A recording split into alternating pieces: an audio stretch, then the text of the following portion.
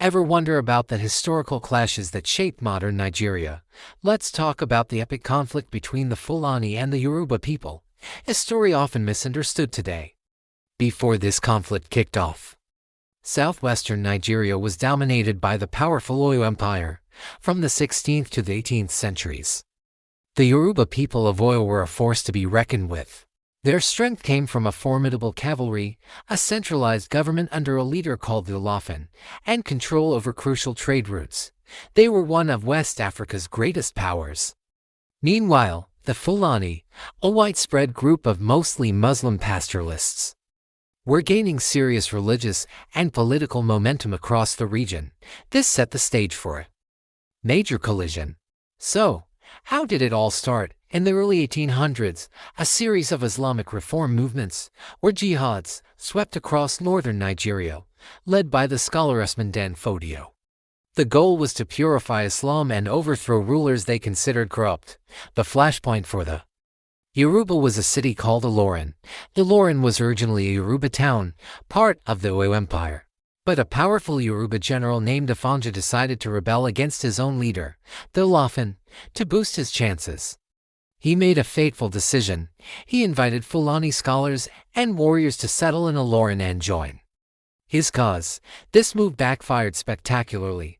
The Fulani, led by Shehu Alimi and his sons, didn't just help Afanja, they gradually took over. Afanja was eventually killed, and Ilorin was transformed from a Yoruba town into a Fulani emirate, now loyal to the new Sokoto Caliphate in the north, with Ilorin as their new base. Fulani forces began launching raids deep into northern Yorubaland. The Oyo Empire, already weakened by internal conflicts, couldn't handle the pressure and completely collapsed. This period was brutal. Many Yoruba towns were destroyed, leading to massive displacement and devastating slave raids conducted by various groups involved in the chaos. But the story doesn't end there. The Fulani did not conquer all of Yorubaland. The southern Yoruba states fought back fiercely. A new military powerhouse emerged, the city-state of Ibadan.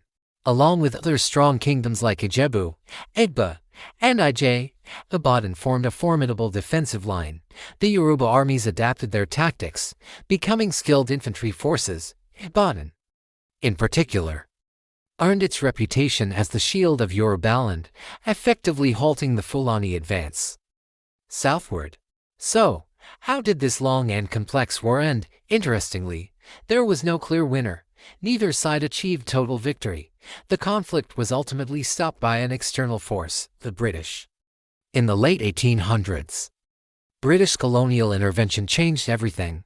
They defeated and subjugated both the Fulani emirates and the Yoruba kingdoms, imposing their own rule and putting an end to the wars. The final map looked like this. Ilorin remained a Fulani-controlled emirate. The rest of southwestern Nigeria remained culturally and politically Yoruba. There was no complete conquest. But a new political reality was drawn by colonial power, and this brings us to the most important part. Today, Fulani and Yoruba people live together, trade with each other, intermarry, and share their lives across Nigeria.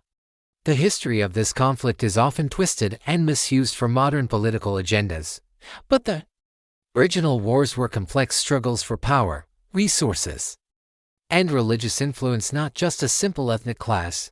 History shows us that one side didn't wipe out the other. Both groups survived, adapted, and continue to be essential parts of Nigeria's vibrant and complex identity. Thanks for watching. If you found this history interesting, don't forget to like, share, and subscribe for more deep dives into the stories that shaped our world. See you next time.